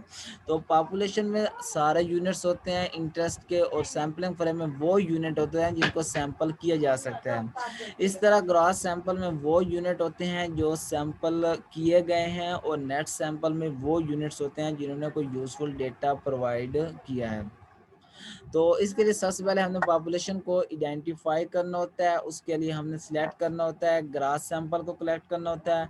उसको सिलेक्ट करने के बाद हमने उसको रिड्यूस करना होता है ग्रास सैंपल को लेबोरेटरी सैंपल में। इसके लिए मैंने आपको पहले बता दिया है किस तरह करना है। वो कौन के साइज़ का हमने सैंपल बनाना है, फिर उसको कट करना है 4 हिस्सों में, और हर हिस्से को फिर अलग से लेबोरेटरी सैंपल के सिलेक्ट करना है। तो नेक्स्ट हम पढ़ेंगे सैम्पलिंग ऑफ डिफरेंट मटेरियल। सबसे पहले हम देखेंगे सैम्पलिंग ऑफ सॉलिड्स। सॉलिड्स की सैम्पलिंग किस तरह की जाती है और किस इंस्ट्रूमेंट्स की वजह से किसके साथ की जाती है। जो सॉलिड्स होते हैं इनको सैंपल करना काफ़ी ज़्यादा डिफरेंट होता है, डिफ़िकल्ट होता है, क्योंकि फ़र्स्ट ऑफ ऑल तो ये हेट्रोजीनस होते हैं। इनका पार्टिकल जो होते हैं होमोजेनसली स्कैटर्ड नहीं होते, होमोजेनसली नहीं प्रेजेंट होते, डिफरेंट तरह के मटेरियल प्रेजेंट होते हैं। उसकी वजह ये होती है कुछ तो इनके जो पार्टिकल्स होते हैं उनका साइज़ डिफरेंट होता है, और पार्टिकल्स में भी पार्टिकल्स भी डिफरेंट हो सकते हैं। तो इस सेकंड रीज़न है सॉलिड जो होते हैं वो एग्जिस्ट करते हैं वैरायटी ऑफ फॉर्म में, काफ़ी डिफरेंट फॉर्म में। तो जो हर फॉर्म है वो रिक्वायर करती है कि उसको अलहदा से सैंपल किया जा सके। तो इनको सैंपल करने के लिए मसलन हमारे पास ओर्स हैं, तो उसको सैंपल करने के लिए हम लार्ज पार्टिकुलेट लेंगे। फ्लाई एशेज़ हैं तो उसके लिए हम स्मॉल पार्टिकुलेट लेंगे। अगर हमारे शीट रॉड या वायर्स हैं तो उसके लिए हम हार्ड मटेरियल्स मौजूद होंगे। इस तरह अगर हमारे पास पाउडर मटेरियल्स हैं तो ये थोड़े फिर भी होमोजीनस होंगे, लेकिन उनमें फिर भी मटेरियल्स डिफरेंट काइंड के प्रेजेंट हो सकते हैं। तो सॉलिड डिफरेंट फॉर्म में एग्जिस्ट करते हैं, डिफरेंट वराइटीज़ में एग्जिस्ट करते हैं। मसलन लार्ज पार्टिकुलेट की फॉर्म में ओर्स एग्जिस्ट करती हैं, स्मॉल पार्टिकुलेट में फ्लाई एशेज़ और हार्ड मटेरियल एग्जिस्ट करते हैं। शीट्स रॉड्स और वायर्स जो हैं ये हार्ड पार्टी मटेरियल की सूरत में एग्जिस्ट करती हैं, और पाउडर मटेरियल्स भी सॉलिड ही होते हैं जो एग्जिस्ट कर रहे होते हैं। तो सॉलिड्स को डिफ़िकल्ट होता है सैंपल करना। उसकी वजह ये है कि फ़र्स्ट ऑफ़ ऑल तो वो वेरी कर रहे होते हैं अपने साइज़ में। सेकंड, उनके अंदर जो पार्टिकल्स प्रेजेंट होते हैं वो भी डिफरेंट होते हैं। और वो सॉलिड कौन-कौन से पार्टिकल कौन-कौन से सॉलिड्स में डिफरेंट होते हैं, तो ये सॉलिड डिफरेंट फॉर्म में एग्जिस्ट कर रहे होते हैं, और इन सब को सैंपल करना काफ़ी ज़्यादा डिफ़िकल्ट होता है। मसलन हमारे पास लार्ज पार्टिकुलेट हैं तो ये ओर्स हैं, इनको सैंपल करना मुश्किल होता है। स्मॉल पार्टिकुलेट हैं तो ये फ्लाई एशेज़ हैं, इनको सैंपल करना भी काफ़ी मुश्किल होता है। हार्ड मटेरियल मतलब शीट्स रॉड्स और वायर्स को भी सैंपल करना मुश्किल होता है। इस तरह पाउडर मटेरियल्स को इससे भी ज़्यादा होता है सैंपल करना। और सेडिमेंट्स ये सॉलिड्स हैं, इसको कलेक्ट करने के लिए हम क्या इस्तेमाल करते हैं। सेडिमेंट्स समंदर के अंदर पाए जाते हैं गहराई में, तो इनको हम कलेक्ट करने के लिए, इनकी सैम्पलिंग करने के लिए हम ग्रैब सैम्पलर यूज़ करते हैं। ये ग्रैब सैम्पलर होता है, ये दिखाया गया, इसके दो जबड़े होते हैं। तो जब हम इसको समंदर में डालते हैं तो ऊपर से एक यहाँ पर स्ट्रिंग होती है, स्ट्रिंग को ऊपर खींचते हैं तो ये दोनों जबड़े जो हैं वो बंद हो जाते हैं। जो इसके अंदर आती है सेडिमेंट्स आते हैं वो इसके अंदर कैच हो जाते हैं, और हम स्ट्रिंग की मदद से उसको बाहर खींच लेते हैं, तो इसके अंदर हमें जो सैंपल है वो मिल जाता है। तो सेडिमेंट के जो सैंपल होते हैं या कलेक्ट किए जाते हैं वह बटम ग्रैब सैंपलर, इसको बटम ग्रैब सैंपलर कहते हैं। इसके दो जार्स होते हैं that close when they are contact with sediment. जब ये सेंटीमीटर्स के करीब जाते हैं, सेडिमेंट्स के करीब जाते हैं तो ये क्लोज हो जाते हैं सेडिमेंट्स को अपने अंदर बंद करके। उसके बाद इसके फ़ायदे हैं ease of use and ability to collect large sample. इसको इस्तेमाल करना एक सौ आसान होता है और दूसरा इनकी मदद से लार्ज सैंपल्स कलेक्ट किए जा सकते हैं। उसके बाद tendency to loss fine grain sediments water flows out of sample. और जो काफ़ी ज़्यादा फाइन ग्रेन सैंपल्स होते हैं उनको ये लॉस भी कर देते हैं, क्योंकि जब वाटर इनके साथ फ्लो करता है तो उसके साथ वो भी नीचे फ्लो कर देते हैं। Loss of spatial information was literally and with the depth due to mixing of sample। और ये जो spatial information होती है वो उसको भी लॉस हो जाता है, क्योंकि डेप्थ के साथ जो सैंपल्स होते हैं वो आपस में मिक्स हो जाते हैं। तो आपने ये याद रखना है, जो सेडिमेंट्स हैं उनको कलेक्ट करने के लिए हम यूज़ करते हैं बटन ग्रैब सैम्पलर। नेक्स्ट है कलेक्शन ऑफ साइज सैंपल। मिट्टी के सैंपल कलेक्ट करने के लिए हम क्या यूज़ करते हैं? अगर मिट्टी के सैंपल है ना स्मॉल साइज़, मतलब अगर उसकी गहराई है 30 सेंटीमीटर तक, तो उनको हम इजीली स्पैचुला से, स्कूप से या शोवर्स वगैरह से कलेक्ट कर सकते हैं। मतलब ये हमारे पास दिखाया गया, स्कूप्स दिखाए गए हैं, ठीक है। तो स्पैचुला भी इस टाइप का होता है, तो इससे हम जो है अगर साइल के सैंपल्स 30 सेंटीमीटर की डेप्थ तक हैं तो इनको हम स्कूप्स, स्पैटुला या शॉवर्स की मदद से आसानी से कलेक्ट कर सकते हैं। अगर 30 सेंटीमीटर से अबव है हाइट, मसलन 100 सेंटीमीटर से लेकर 25 मिलीमीटर तक डायमीटर हाइट का, तो उसको सिलेक्ट करने के लिए फिर हम ये ड्रिल करते हैं, ड्रिल करके होल निकालते हैं, तो उसकी या उसको डिग करते हैं ट्रेंच की मदद से, तो वहाँ से हम सैंपल फिर निकालते हैं। अगर सैंपल हमारे पास साइज़ का स्मॉल है तो उसके लिए हम स्पैचुला, स्कूप्स या शॉवल यूज़ करेंगे। अगर हमारे पास सैंपल का साइज़ लार्ज है तो उसके लिए हम डिग करेंगे या होल ड्रिल करेंगे सैंपल को कलेक्ट करने के लिए। नेक्स्ट है सैम्पलिंग फ्रॉम बैग्स। बैग से सैम्पलिंग किस तरह हम करते हैं? मसलन हम चीनी वगैरह की बोरियों वगैरह से सैम्पलिंग करना चाहते हैं या गंदम की सैम्पलिंग करना चाहते हैं, तो उसके लिए हम किस तरह करते हैं? उसकी सैम्पलिंग करने के लिए हम सैक सैम्पलर यूज़ करते हैं। ये सैक सैम्पलर इस साइज तरह के होते हैं। ये फर्स्ट इस तरह दिया हुआ है, अभी ये देख लें, और ये सैम्पल, ये सारे सैक सैम्पलर ही हैं। और ये जो है सैम्पलिंग करने के लिए कहाँ से सैम्पलिंग करने के लिए यूज़, बोरियों वगैरह से सैम्पलिंग करने के लिए हम इनको यूज़ करते हैं। और इसकी एक फ़ायदा है, ये काफ़ी ज़्यादा चीप यानी कि सस्ते होते हैं, और ये एक good cross section of sample, मतलब अच्छा एक ग्रॉब सैंपल निकालते हैं, जो 40 से 45 सेंटीमीटर की डेप्थ तक ये आसानी से हमें मिल जाते हैं, और 40 से 45 सेंटीमीटर की डेप्थ तक आसानी से चले जाते हैं, और वहाँ से हमें ये सैंपल निकाल कर देते हैं। और इनका जो टाइप आखिर में साइज़ होता है ये टेपर टाइप होता है, जिसकी वजह से ये बैग्स में आसानी से पेनिट्रेट कर जाता है। तो ये आपने देखा होगा, अक्सर आपने लोगों को जहाँ पर गंदम बिक रही हो तो वहाँ पर सैंपलिंग करने के लिए ये सैक सैंपलर को यूज़ कर रहे होते हैं। उसके बाद अब पाउडर। पाउडर की सैंपलिंग करने के लिए हम क्या यूज़ करते हैं? Small particulate materials such as the powder are best collected with a sample thief. जो हमारे पास स्मॉल पार्टिकुलर मटेरियल्स होते हैं, पाउडर वगैरह होते हैं, उनको सैंपल थीफ की मदद से बेहतर तौर पर कलेक्ट किया जा सकता है। ये हमारे पास सैंपल साइज का साइज दिखाया गया है, इसका सेम प्रोसीजर होता है जिस तरह हम ये सिरिंजेस वगैरह यूज़ करते हैं, तो इसमें भी इस तरह एक सिरिंज सी बनी होती है, उसको पाउडर के अंदर डालकर वो पीछे से खींच लिया जाता है और इस तरह जो सैंपल होता है इसके अंदर आ जाता है। Samples is raw material to be collected simultaneously from several location. और इसका एक ये फ़ायदा है, ये हमें मटेरियल्स को मुख्तलिफ लोकेशन से कलेक्ट करने में एक साथ मदद देता है। The powder thief is a suitable for sampling free flowing powders and granules.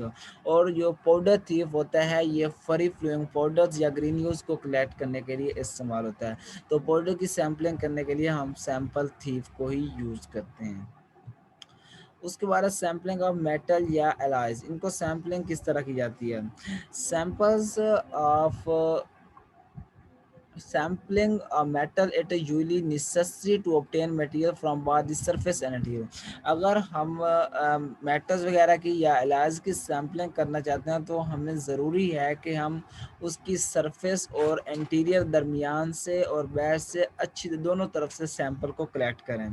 मसलन अगर हम वायर की सैम्पलिंग करना चाहते हैं तो उनको हमें एप्रोप्रिएट लेंथ में सबसे पहले तो कट करना चाहिए और उसके बाद उसके अंदर ड्रिल भी किया जा सकता है। Sampling of the material are obtained by sawing, milling और ड्रिलिंग। ये 3 प्रोसीजर हैं जिसके ज़रिए मेटल या एलॉयज़ की सैम्पलिंग होती है, सॉइंग की मदद से, माइलिंग की मदद से या ड्रिलिंग की मदद से। सॉइंग सिंपली उस मेटल्स को कट करना होता है, माइलिंग होता है उसको लिटरली मतलब सरफेस वाली साइड के ऊपर वहाँ पर होल सा करना, और ड्रिल होता है उसकी अलॉन्ग द डेप्थ जो होता है होल करना, वहाँ से सैंपल कलेक्ट करना, हमारे पास ड्रिलिंग होता है।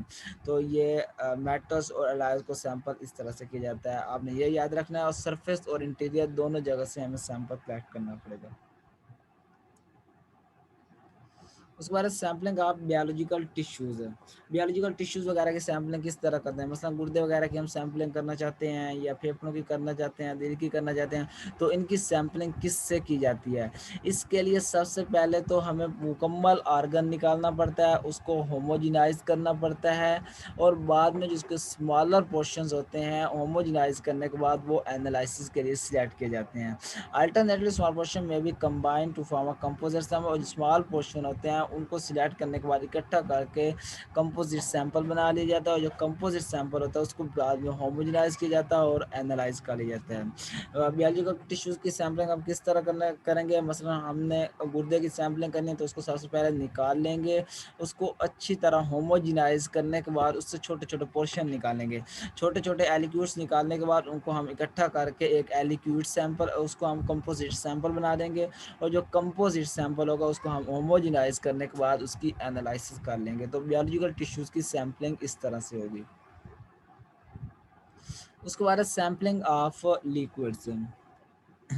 They drawn from the containers of the commercial solvents like beverages, natural waters, biological fluids, or suspensions in the form of oral medication। ये जो लिक्विड्स होते हैं इनको कमर्शियल सॉल्वेंट से भी ड्रा किया जा सकता है, लाइक मतलब बेवरेजेस वगैरह, नेचुरल वाटर्स वगैरह, और बियोलॉजिकल फ्लूइड्स जो होते हैं उनमें से भी लिक्विड की सैम्पलिंग की जाती है, और इस तरह सस्पेंशन जो होते हैं ओरल मेडिकेशन की फॉर्म में, वहाँ से भी लिक्विड की सैम्पलिंग की जाती है। सबसे पहले तो उनको होमोजेनाइज किया जाता है ताकि हमारी जो सैम्पलिंग है वो ईजी हो जाए, और इसके लिए जो हमें सैम्पलिंग है, ग्रैब सैंपल हम सिलेक्ट करते हैं, और ग्रैब सैंपल सिलेक्ट करने के लिए हम यूज़ करते हैं थीफ सैम्पलर। लिक्विड की सैंपलिंग करने के लिए पहले तो ये आपको याद पता होना चाहिए, लिक्विड की सैंपलिंग हम करते हैं कहाँ से हैं, कमर्शियल सॉल्वेंट्स वगैरह से करते हैं, लाइक बेवरेजेस वगैरह से, नेचुरल वाटर से, बियोलॉजिकल फ्लूइड्स या सस्पेंशन वगैरह से। इनकी सैंपलिंग करने के लिए सबसे पहले हम इनको होमोजेनाइज करते हैं ताकि सैंपलिंग आसान हो और एक्यूरेसी और प्रिसिजन भी मेंटेन रहे। उसके बाद हम इसको किस तरह की सैंपलिंग करते हैं, लिक्विड्स की हम जो सैंपलिंग है वो ग्रैब सैंपलिंग करते हैं, और इसके लिए हम यूज़ करते हैं थीफ सैंपलर को। और बाज़ औक़ात सैंपलिंग जो बोतल्स हैं वो भी वाटर बॉडीज़ की सैंपलिंग करने के लिए हम यूज़ कर सकते हैं। ये जो डायग्राम है ये दिखाई गई है थीफ सैंपलर की, इसकी मदद से हम सैंपलिंग कर सकते हैं लिक्विड्स की।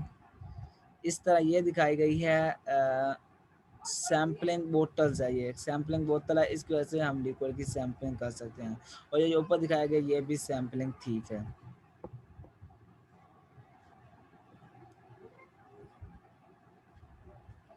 उसके बाद sampling and storage of biological fluids. अब बायोलॉजिकल फ्लूइड्स जो होते हैं वो बहुत जल्द ना फ्रीज़ हो जाते हैं, तो इनकी सैम्पलिंग करने के लिए और उनको स्टोरेज दोनों सैम्पलिंग करने के उससे पहले हमें उनको स्टोर भी करना पड़ता है। तो हम ब्लड की एग्जांपल लेंगे तो ब्लड को स्पेशल सिरिंजेस की मदद से कलेक्ट किया जाता है, और ब्लड को एज अ होल एनालाइज किया जाता है। सबसे पहले उसको हम सेपरेट कर देते हैं सीरम में और प्लाज्मा के अंदर, ठीक है।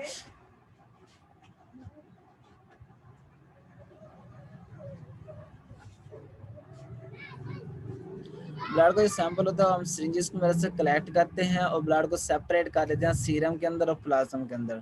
जो हमारे पास सीरम होता है वो क्लॉटेड ब्लड से सेपरेट क्योंकि होता है, वो क्लॉट नहीं होता क्योंकि सीरम के अंदर फैब्रिनोजेंस प्रेजेंट नहीं होते, और सीरम अपनी फ्लूइड फॉर्म में ही रहता है। और जो हमारे पास प्लाज्मा होता है, प्लाज्मा सेपरेट हो जाता है अनक्लॉटेड ब्लड से, क्योंकि जो प्लाज्मा होता है उसके अंदर फैब्रिनोजन मौजूद होते हैं, और ये क्लॉट हो जाता है और जम जाता है। तो सीरम और प्लाज्मा को हम सेपरेट कर लेते हैं, उनको अलग-अलग कर लेते हैं। उसके बाद उनको प्रिजर्व किस तरह करते हैं, प्रिजर्व इस तरह किया जाता है कि जो हमारे पास प्लाज्मा होता है उसके अंदर अंदर हम डालते हैं एंटी कोएगुलेंट मसलन हेपरिन, इसको उसमें अंदर डालते हैं ताकि जो हमारा प्लाज्मा है वो फ्रीज ना हो जाए, क्लॉट ना हो जाए।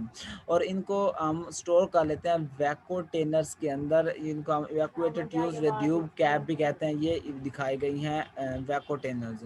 और use to collect blood samples, इनको ब्लड सैंपल कलेक्ट करने के लिए भी यूज़ किया जाता है। तो ब्लड के सैंपल इसकी मदद से लिए जाते हैं और इन ट्यूब्स के अंदर ये ब्लड सैंपल्स स्टोर कर लिए जाते हैं। और इनके ऊपर डिफरेंट टाइप की आहार के ऊपर होती है, इनके ऊपर डिफरेंट टाइप की कैप होती है जो डिनोट कर रही होती है कौन सा सैंपल ब्लड सैंपल है और कौन सा ब्लड ग्रुप है और किस तरह हमने कौन सी ट्यूब में डालना है। तो हर सैंपल एक अलग सी वैक्यूटेनस के अंदर डाला जाता है। उसके बाद timing for the biological sample इसके लिए इंपॉर्टेंट होती है, क्योंकि अगर हम टाइम ज़्यादा लगाएंगे जो हमारा ब्लड का सैंपल है वो क्लॉट हो जाएगा और उस सैंपल को हमें कोई यूजफुल डाटा नहीं दे सकेगा।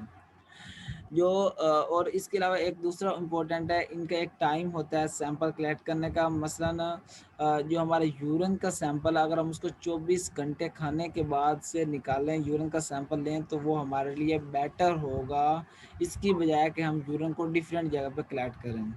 इसके अलावा 12 घंटों के बाद जो सैंपल होते हैं वो भी ऑफन रिकमेंड किए जाते हैं, लेकिन 24 घंटे तक जो यूरिन का सैंपल होता है वो बेटर होता है।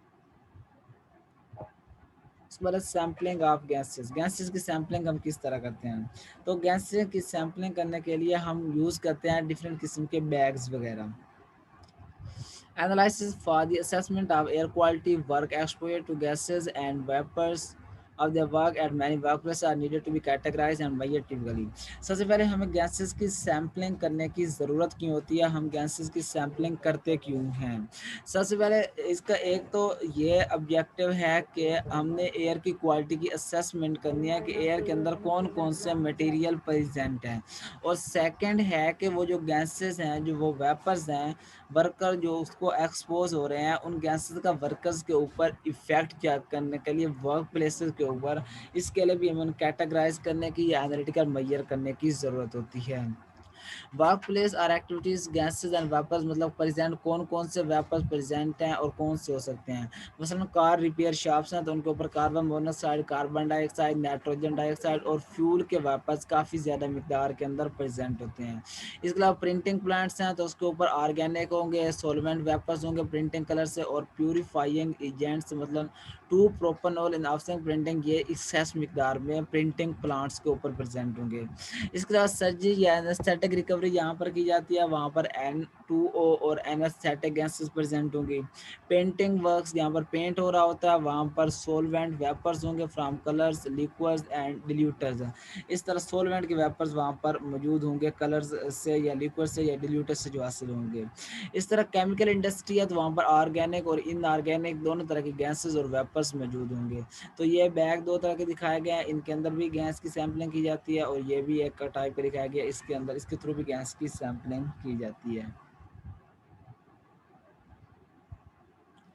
तो गैस की सैंपलिंग करने के लिए sometimes a grab sample is okay, grab sample काफ़ी होता है सैंपलिंग के लिए। Usual method is displacement of liquid not reacting with or solubilizing this sample. जो कॉमन मेथड है वो है लिक्विड को डिस्प्लेस किया जाता है जो रिएक्ट ना कर रहे हों, या उनको किसी सैंपल के अंदर सॉल्युबल कर लिया जाता है। ठीक है, उसके बाद ब्रीज सैंपल क्या होता है।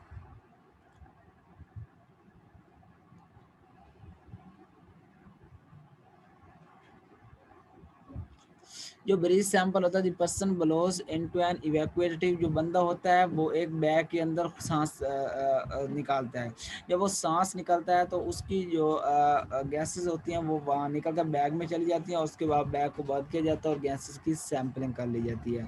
Auto exhaust collection in large evacuated plus auto carbon dissolve in liquid, अगर कोई बंदा अपने ना कार्बन डाइऑक्सीजन की जो सैंपलिंग है वो करवाना चाहता है तो वो एक बैग के अंदर छोटी सी इस तरह की नोजल लगी होती है और इसके अंदर सांस निकालेगा बाहर की जानब। जब वो बाहर की जानब सांस निकालेगा तो जो गैसेज है इस बैग के अंदर आ जाएंगे और इसके ऊपर ढकना तो बंद कर दिया जाता है और इस गैस को सैम्पलिंग के लिए हम रख लेते हैं।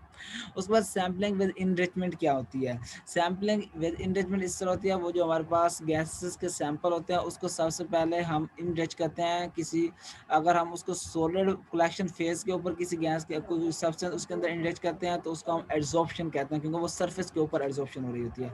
अगर हम डायरेक्टली किसी सोल्यूशन के अंदर ऑब्जर्वेशन करते हैं, उसके अंदर कोई चीज़ इंट्रोड्यूस करते हैं तो उसको हम कहते हैं सोल्यूशन के अंदर ऑब्जर्वेशन कहती है। ऑब्जर्वे अब्जॉर्प्शन होती है किसी भी सॉल्यूशन के अंदर जो हम उसको इंडेज कर देते हैं, और एड्सॉर्प्शन होती है कि सॉलिड पार्टिकल्स के ऊपर किसी सरफेस के ऊपर हम उसमें कोई चीज़ डाल रहे हैं। तो इन active sampling procedure work place air is drawn onto a collection medium using specially design sampling pumps use किए जाते हैं। अगर हम वर्क प्लेस के ऊपर सैम्पलिंग कर रहे हैं तो इस तरह के प्रोसीजर के ऊपर हमें सैंपल कलेक्ट करने के लिए सैम्पलिंग पंप्स लिए जाते हैं। For direct sampling gas storage whistle और गैस सैंपल बैग्स टेडर। अगर हम डायरेक्ट सैम्पलिंग करना चाहते हैं या उनको गैस के जो सैंपल है उनको किसी विसल्स के अंदर या स्टोर करना चाहते हैं तो उसके लिए हम टेडलर बैग्स या गैस सैंपल बैग सिंपली जिनको कहते हैं वो यूज़ किए जाते हैं। ये हमारे पास दिखाए गए हैं टेडलर बैग्स इस तरह के होते हैं।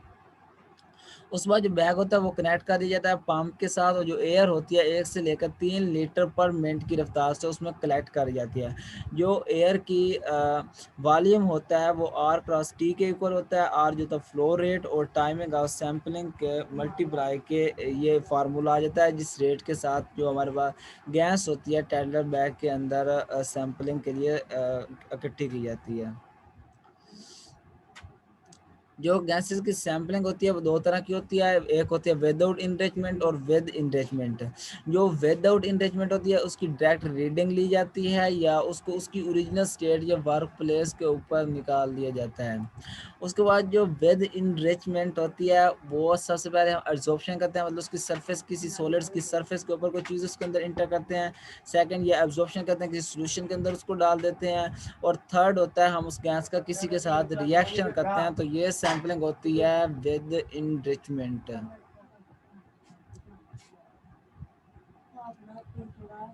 उस बार सैम्पलिंग आप गैस किसी वर्क प्लेस के ऊपर हम अगर सैम्पलिंग करना चाह रहे हैं तो सबसे पहले तो हम करेंगे वर्क प्लेस से, मतलब डायरेक्टली इसको हम सैम्पलिंग करेंगे। Work place air can also be analyse directly in its original state. उसकी ओरिजिनल स्टेट के अंदर हम उसकी सेपरेशन एनालाइज कर लेंगे या बाद में उसको हम इनरिच पहले करेंगे। इनरिच करने के लिए गैस से जो वेपर्स होते हैं वर्क प्लेस के अंदर उसको हम सेपरेट करेंगे और उसको कलेक्शन मीडियम के ऊपर इनरिच करेंगे। इनरिच करने के लिए हम दो प्रोसीजर इस्तेमाल करेंगे, एड्सॉर्प्शन और एब्जॉर्प्शन। एड्सॉर्प्शन में हम उसकी सरफेस सॉलिड की सरफेस के ऊपर उसको रख कर कुछ चीज़ में एब्जॉर्ब करा देंगे, और जो एब्जॉर्प्शन होती है उसको हम किसी सोल्यूशन के अंदर डाल लेंगे। तो ये वर्क प्लेस एयर है वो 3 तरह से एनालाइज हो सकती है। फर्स्ट ऑफ ऑल डायरेक्टली उसकी एनालाइजेशन कर ली जाती है। सेकंड जो है हम उसको किसी सॉलिड की सरफेस के ऊपर रख कर उसको कुछ चीज़ ऑब्जर्व कर लेते हैं विद इनरिचमेंट। जो हम डायरेक्टली रीडिंग लेते हैं वो विदाउट इनरिचमेंट होती है, और जो हम सॉलिड की सरफेस के ऊपर यानी कि एब्जॉर्प्शन की वजह से एनालिसिस कर रहे होते हैं वो विद इनरिचमेंट होती है, और जो हम सोल्यूशन के अंदर कर रहे होते हैं वो भी विद इनरिचमेंट होती है। तो ये सब्सटेंस होते हैं वो एब्जॉर्ब कर लेते हैं सॉलिड कलेक्शन फेज के ऊपर और एब्जॉर्ब एंड सॉल्यूशन के अंदर कर लिए जाते हैं। और इनरिचमेंट के दौरान बाय एब्जॉर्प्शन या एब्जॉर्प्शन तो एनालाइट जो होता है वो कलेक्ट कर लिया जाता है अपनी ओरिजिनल स्टेट की में। जब इनरिचमेंट हो रही होती है एब्जॉर्प्शन की मदद से या एब्जॉर्प्शन की मदद से, तो जो हमारा एनालाइट होता है वो अपनी ओरिजिनल स्टेट के अंदर कलेक्ट कर लिया जाता है। और थर्ड जो था विद इनरिचमेंट, वहाँ पर हम कर रहे थे कुछ केमिकल रिएक्शन। तो हमारे पास जो स्पेसिफिक हमारा एनालाइट होता है उसको हम करा देते हैं किसी दूसरी गैस या किसी सब्सटेंस के साथ उसके रिएक्शन करवा देते हैं, और रिएक्शन से हम वहाँ पर डेरिवेशन निकाल देते हैं। जो हमारे पास डेरिवेटाइजेशन होता है वहाँ से हम रिजल्ट निकालते हैं। नेक्स्ट है reaction for the sampling of gases. कौन कौन से रिएक्शन होते हैं? Sampling can be done using इधर अ बोतल in which the reagent is dissolved in appropriate liquid or the sample media or that have been treated with reagent। तो reaction करने के लिए हम क्या करते हैं, जो हमारा सैंपल है, जो हमारी गैस है, उसको हम किसी रिएजेंट के अंदर, किसी एप्रोप्रिएट लिक्विड के अंदर या कोई सैंपल मीडियम के अंदर, या जिस रिएजेंट से हम उसको ट्रीट करना चाहते हैं उसके अंदर हम किसी बोतल के अंदर उसको डिजॉल्व कर देते हैं। ठीक है, मतलब हम एल्डिहाइड की सैम्पलिंग करना चाहते हैं, उसको इनरिच करके इम्प्रेगनेट, तो उसको हम डायनाइट्रोफिनाइल हाइड्राजीन के साथ क्या करेंगे, रिएक्शन करवाएंगे। ठीक है, उसके बाद sample of diisocyanates are collected on filter impregnated with methoxyphenyl piperazine. अगर हम डायसोसाइनेट्स के सैंपल कलेक्ट करना चाह रहे हैं रिएक्शन की वजह से, with enrichment of reaction of gases की वजह से, तो इसका हम डायसोसाइनेट्स का रिएक्शन करवाएंगे विद मिथोक्सीफिनाइल पिप्राजीन के साथ। इस तरह अगर हम हाइड्रोजन परऑक्साइड का सैंपल कलेक्ट करना चाहते हैं तो उसको हम उस सॉल्यूशन के साथ रिएक्शन कराएंगे, उस सॉल्यूशन के अंदर कलेक्ट करेंगे जो टिटेनियम को कंटेन कर रहा है। तो ये 3-4 एग्जांपल हैं इस तरह के रिएक्शंस हम खुद से नहीं करवा सकते। इसके लिए हमें नॉलेज की ज़रूरत होती है। हमें पता होना चाहिए कि फ़लाँ गैस को अगर हम ट्रीटमेंट करना चाहते हैं, रिएक्शन करवाना चाहते हैं, तो हम पता है कौन से रिएजेंट के साथ हमें करवाना है। Reaction between the analysed substance and reagent take place in situ during sampling, और सैंपलिंग के दरमियान एक ही वक्त में उन दोनों के दरमियान रिएक्शन हो रहा होता है। यानी कि एनालाइट जो हमारा सब्सटेंस होता है उसके दरमियान और रिएजेंट के दरमियान एक ही वक्त में सैंपलिंग के दौरान रिएक्शन होता है। और हमारे पास सैम्पलिंग डिवाइसेस कौन सी होती हैं, टेक्निक्स कौन सी होती हैं, गैसेस की सैम्पलिंग करने के लिए हम कौन कौन सी चीज़ें यूज़ करते हैं। ये मुख्तलिफ तरह की इंस्ट्रूमेंट है जो हम सैम्पलिंग के लिए, सैम्पलिंग डिवाइस हैं या इंस्ट्रूमेंट है जिनको हम सैम्पलिंग के लिए यूज़ करते हैं। फर्स्ट ऑफ ऑल हमारे पास गैस सैम्पलिंग बैग, हम गैस सैम्पलिंग बैग यूज़ करते हैं। थर्ड, स्टेनलेस स्टील कंटेनर, इसको भी हम सैम्पलिंग के लिए इस्तेमाल करते हैं। फिल्ट्रेशन यूनिट होता है, इसको हम सैम्पलिंग के इस्तेमाल करते हैं। गैस एब्जॉर्प्शन ट्यूब्स होती हैं, इसको हम सैम्पलिंग के लिए इस्तेमाल करते हैं। इम्पिंगर्स होते हैं, इनको हम सैम्पलिंग के लिए इस्तेमाल करते हैं। सेंट्रीफ्यूगल कलेक्टर्स होते हैं, इनको हम सैम्पलिंग के लिए इस्तेमाल करते हैं। इलेक्ट्रोस्टैटिक सैम्पलर को भी हम सैम्पलिंग के लिए इस्तेमाल करते हैं, और थर्मल प्रेसिपिटेटर को भी हम सैम्पलिंग के लिए इस्तेमाल करते हैं। अब इन सबको अलग-अलग से देखेंगे ये होते क्या हैं और इनमें सैम्पलिंग किस तरह से की जाती है। तो गैस जो सैम्पलर बैग्स होते हैं, gas sampling bags are air sampling devices that come in several different types for the purpose of collecting gases to be tested। ये मुख्तलिफ तरह की वराइटीज़, मुख्तलिफ तरह की टाइप्स में आते हैं। इनके अंदर जो गैसों को कलेक्ट किया जाता है, user should select the appropriate bag based on the type of the gas they will be sampling. और यूज़र को वो बैग सिलेक्ट करना होता है उस बेस के ऊपर, जिस बेस के ऊपर मतलब वो कौन सी गैस है उसके ऊपर डिपेंड करता है कौन सा बैग सिलेक्ट करना है।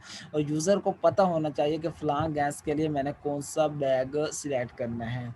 तो ये गैस सैम्पलिंग बैग हैं, ये मुख्तलिफ तरह की इनकी फार्म है जिनके अंदर गैस के सैंपल लिए जाते हैं। ये सिंपली इसके अंदर बंदा सांस लेता है और जो गैस है इस बैग के अंदर चली जाती है और उसके बाद ये बंद हो जाता है। इस तरह ये भी एक सैम्पलिंग बैग है, इसके अंदर बंदा सांस लेता है और ये बंद हो जाता है, और ये भी सैम्पलिंग बैग है और ये भी सैम्पलिंग बैग ही है। इन तीनों में गैस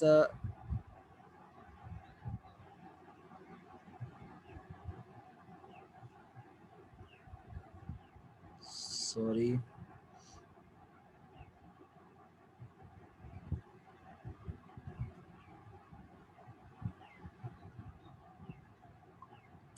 इन तीनों के अंदर पहले से गैस फिल हुई है और इनके अंदर गैस अभी फिल नहीं हुई पड़ी, तो ये गैस सैम्पलिंग बैग है। उसके बाद स्टेनलेस स्टील कंटेनर्स क्या होते हैं? ये काफ़ी ज़्यादा रिएक्टिव गैसेस को कलेक्ट करने के लिए इस्तेमाल होते हैं, जो स्टेनलेस स्टील कंटेनर होते हैं। तो ये तकरीबन 360 लीटर, मतलब इनका 360 लीटर तक जो होते हैं स्टेनलेस स्टील बकेट्स होती हैं। और idea for use in all area, तो उनको हर इंडस्ट्री में तकरीबन यूज़ किया जा सकता है। और मोस्टली ये उन गैसेस को कलेक्ट करने के लिए इस्तेमाल करते हैं जो काफ़ी ज़्यादा रिएक्टिव होती हैं। तो ये सारे स्टेनलेस स्टील कंटेनर की टाइप दिखाई गई हैं, जिनको हम गैस की सैम्पलिंग, गैस को प्रिजर्व करने के लिए इस्तेमाल करते हैं, रखने के लिए इस्तेमाल करते हैं। और फिल्ट्रेशन यूनिट क्या होता है? तो फिल्ट्रेशन यूनिट होता है, filtration unit can be centrifuge और क्लोज फिल्टर दैट इज इधर अ प्रेशर और वैक्यूम यूनिट। तो ये एक सेंट्रीफ्यूज होता है या क्लोज फिल्टर होता है। ऐसा फिल्टर होता है जो बाहर से बंद होता है, या जिसके अंदर प्रेशर या वैक्यूम यूनिट लगा होता है, जिसके ज़रिए ये एयर को अपने अंदर खींच लेता है। तो रिसेंट प्रेशर और वैक्यूम फिल्ट्रेशन का आपको पता है कि उसके अंदर इस तरह का होता है, जब उसको दबाया जाता है तो एयर जो है वो खुद ब खुद उसके अंदर चली जाती है।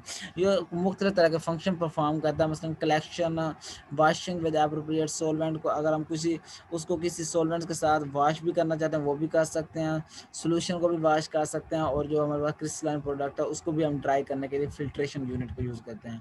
तो ये हमारे पास सिंपल फिल्ट्रेशन यूनिट दिखाया गया है। ये फिल्ट्रेशन यूनिट होता है जिसके अंदर ये वैक्यूम पंप लगा हुआ है। जब वैक्यूम पंप को हम इस तरह से दबाते हैं, हाथ के साथ लेकर दबा देते हैं, और यहाँ से एयर जो है इसके अंदर आ जाती है और यहाँ पर इसके अंदर कलेक्ट हो जाती है। उसके बाद है गैस एब्जॉर्प्शन ट्यूब। ये गैस एब्जॉर्प्शन ट्यूब होती हैं जो एयर होती है इनकी सरफेस के साथ आकर इसके ऊपर डिफरेंट टाइप के मटेरियल लगे होते हैं, जब इनकी सरफेस के साथ टच करती है तो इनके अंदर ट्रैप हो जाती है। तो ये गैस एब्जॉर्प्शन ट्यूब्स होती हैं। उसके बाद इम्पिंगर्स फॉर सैम्पलिंग। ये इम्पिंगर्स है जो सैम्पलिंग करने के लिए हम इस्तेमाल करते हैं। ये स्पेशल गिलास ट्यूब्स होती हैं जो एयरबॉर्न कंटेमिनेंट्स को कलेक्ट करने के लिए इस्तेमाल होती हैं। एयरबॉर्न कंटेमिनेंट्स किस तरह कलेक्ट होते हैं? सबसे पहले उनकी बबलिंग की जाती है, the sampled air at a high flow rate through a method specific absorbing liquid inside। तो अब्जॉर्प्शन की मदद से एक जो हमारे पास लिक्विड होता है, लिक्विड के अंदर से अगर हम कोई गैस कलेक्ट करना चाहते हैं या कोई एयरबोर्न कंटेमिनेंट्स सिलेक्ट करना चाहते हैं तो इम्पिंगर्स के अंदर उनको डाल देंगे। जब उसको डालेंगे तो ये इम्पिंगर्स जो होते हैं इसके अंदर से एयर को ड्रा कर लेंगे, एब्जॉर्प्शन की मदद से जो एयर है वो बबल अप कर लेंगे, और यहाँ से हमारे पास एयर जो है इसके ज़रिए अलग से हम सेपरेट कंटेनर के अंदर रख लेंगे। Air is drawn into the impinger is force through a nozzle. एक नोजल के ज़रिए इसको यहाँ पर इस नोजल की मदद से इसको फोर्स किया जाता है, और जब एयर यहाँ पर आ जाती है तो इसके ज़रिए हम यहाँ से बाहर निकाल देते हैं, which is converted by a liquid such as the high purity water की मदद से उसको हम कन्वर्ट कर देते हैं एयर में। The pollutant dissolve in the liquid. जो पोल्यूटेंट होता है वो लिक्विड के अंदर डिजॉल्व हो जाते हैं और सब्सिक्वेंटली उसको एनालाइज कर लिया जाता है उस वक्त ही यूजली बाय कैलोरीमेट्रिक। और जब हम पोल्यूटेंट इसके अंदर डिजॉल्व करते हैं उनको हम कैलोरीमेट्रिक तकनीक की मदद से एनालाइज करके सेपरेट कर लेते हैं। और ये हमारे पास इम्पिंगर्स होती हैं। उसके बाद सेंट्रीफ्यूगल कलेक्टर्स। सेंट्रीफ्यूगल कलेक्टर्स वो होते हैं जिसके अंदर हम पार्टिकल्स को सेंट्रीफ्यूगल फोर्स लगाकर वहाँ से अलहदा करते हैं, उससे सेपरेट करते हैं। तो ये एक सेंट्रीफ्यूगल कलेक्टर दिखाया गया, इसका यहाँ पर होल होता है, इसको उसके अंदर डाल दिया जाता है, ऊपर से सेंट्रीफ्यूगल फोर्स अप्लाई कर दी जाती है, यहाँ से ये गैस को अपने ऊपर कलेक्ट करती है और गैस आकर यहाँ पर वर्टेक्स के अंदर रख दी जाती है। उसके बाद जो मोशन होती है गैस की वो एक्सर्ट कर रही होती है सेंट्रीफ्यूगल फोर्स पार्टिकल के ऊपर, और उसके बाद जो होते हैं वो साइक्लोन की ये नीचे वाली सरफेस होती है उसके ऊपर जो सॉलिड पार्टिकल होते हैं वो यहाँ पर कलेक्ट हो जाते हैं, और गैस जो होती है वो वर्टेक्स के अंदर चली जाती है। तो ये होते हैं हमारे पास सेंट्रीफ्यूगल कलेक्टर्स। उसके बाद इलेक्ट्रोस्टैटिक सैंपलर कौन से होते हैं? ये इलेक्ट्रोस्टैटिक सैंपलर होते हैं जिसमें हम गैस को या किसी भी पार्टिकल्स को इलेक्ट्रोस्टैटिक फोर्स या इलेक्ट्रिक चार्ज की बुनियाद पर सेपरेट करते हैं, उसको हम इलेक्ट्रोस्टैटिक सैंपलर की मदद से करते हैं। तो ये हमें सिंपल इलेक्ट्रोस्टैटिक सैंपलर दिखाया गया है। इसके ऊपर डिफरेंट टाइप की सरफेस होती हैं जो चार्ज बेस्ड सरफेस होती हैं, और चार्ज की बुनियाद पर हम सैंपल को कलेक्ट करते हैं। थर्मल प्रेसिपिटेटर क्या होता है? थर्मल प्रेसिपिटेटर एस्पिरेटिव होता है जिसमें हम हीट को अप्लाई करके ना वहाँ से प्रेसिपिटेट करते हैं, और जो प्रेसिपिटेट होते हैं उनको हम वहाँ पर थर्मल प्रेसिपिटेटर की मदद से कलेक्ट कर लेते हैं। तो ये हमें दो प्रेसिपिटेटर, ये एक सिंपल थर्मल प्रेसिपिटेटर दिखाया गया, ये green and Watson thermal precipitator दिखाया गया, ये आपको दिखाया गया part taken by the rust sampler, ये एयर होती है, ठीक है। इसको जब हीट करते हैं तो जो हमारी एयर होती है यहाँ से सेपरेट होकर चाइनल के ज़रिए फ्लो करके इसमें आ जाती है, तो यहाँ पर हम इसको कलेक्ट कलेक्ट कर लेते हैं। Based on the principle of thermal force which deflect the particle from the zone of the lower temperature to zone of the higher temperature use for the collection of the particle at 0.01 micron तक हम इसको collect करते हैं। इसमें हम जो हमारे पास substance होता है, जो हमारे पास सैंपल होता है, उसको हम हीट करते हैं। हीट करने के बाद जो गैसेस होती हैं वो प्रेसिपिटेट बन जाती हैं, उनको अलग से कलेक्ट कर लिया जाता है, और जो पीछे सॉलिड पार्टिकल्स होते हैं उनको अलग से कलेक्ट कर लिया जाता है। तो इसके लिए हम थर्मल प्रेसिपिटेटर को यूज़ करते हैं।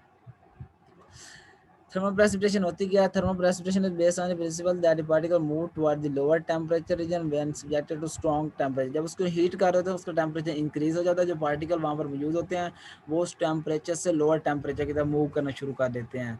जो टेंपरेचर का लेवल होता है 3000 डिग्री सेंटीग्रेड तक पर सेंटीमीटर तक पहुँच सकता है। ठीक है, उसमें ये तकनीक जो होती है is use to collect particle और साइज ये 0.001 माइक्रोमीटर तक पार्टिकल जो होते हैं उनको कलेक्ट करने के लिए हम थर्मल प्रेसिपिटेशन को यूज़ कर रहे होते हैं। तो बच्चों थैंक यू, आज का लेक्चर यहीं तक था। अल्लाह हाफिज़।